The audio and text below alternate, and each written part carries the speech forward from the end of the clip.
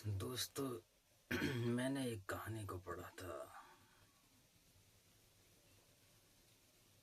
मकर ध्वज की कहानी। वही हिंदुओं के रीति रिवाज, वही पुराणों की कहानियां।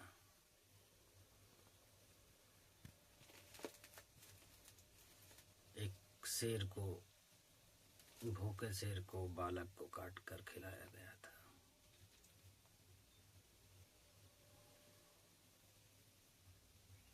परीक्षा में पास होने के लिए, जैसे कि उसको पता ही था कि मैं पास होऊंगा, परीक्षा में सफल होना था उसको। एक बालक की जान देकर, वो बालक को मार के। अच्छा जरा सोचो, एक बालक को मार के एक भूखे शेर को देकर ऐसे परीक्षाओं में पास हुआ जा सकता है क्या दोस्तों? बड़ी नासमझी ऐसी ऐसी कहानियां तुमने घड़ ली और नाम दिया गया सत्य के कारण मकर ध्वज को मार दिया गया था।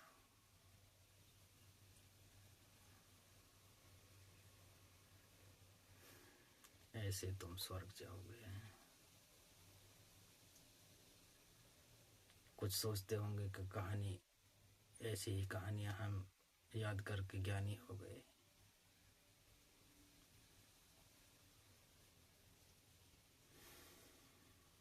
प्रकृति का नियम है, भूखे कितने ही जीव इस धरती पर मर जाते हैं। अरे वो शेर मर भी गया होता तो क्या होता? ये एक प्राकृतिक नियम है, कुदरत का नियम है। ये भूख सबको मौत के घाट उतार देती है। तुमने एक बालक को मारकर उसे सत्य का प्रमाण दिया, सत्य के कारण।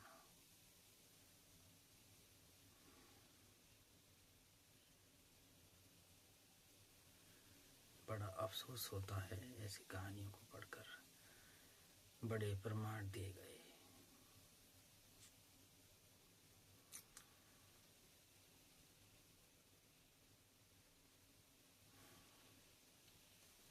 एक पुत्र को मारा गया था, उसके बाप ने काटा था उसको, एक भूखे शेर के लिए।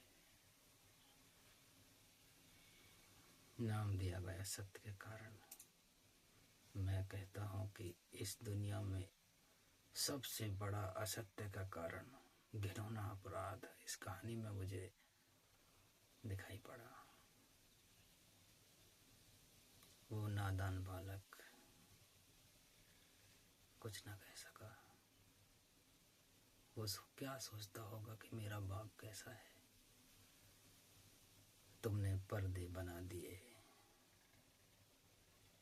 हो सकता है उस बच्चे ने इनकार भी किया हो। एक बाप को हक है क्या? जरा सोचो तो सही। तर्क नाम की कोई चीज नहीं। बस कहानियों में उलझे पड़े हो तुम लोग। क्या एक बाप को हक है कि वो अपने पुत्र को किसी आरी से काट सके? नहीं।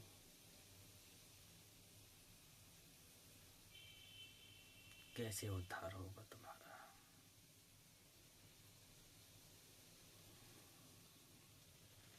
विचारों में तुमने बना ही रखे हैं कि स्वर्ग जाएंगे, ऐसे तुम स्वर्ग जाओगे।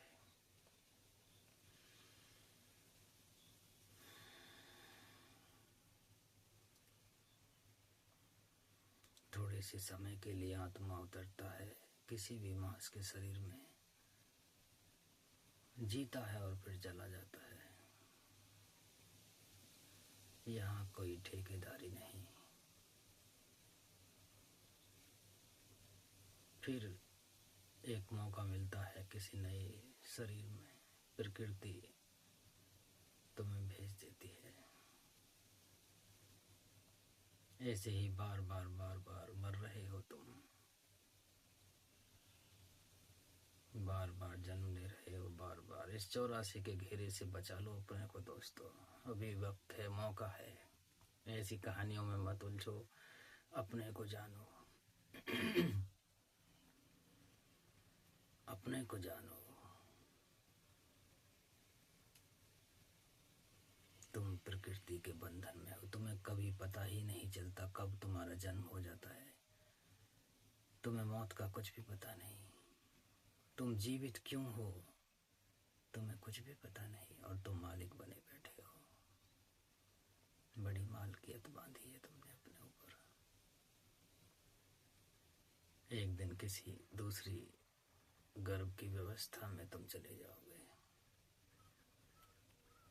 ये 84 का बंधन रोका जा सकता है दोस्तों।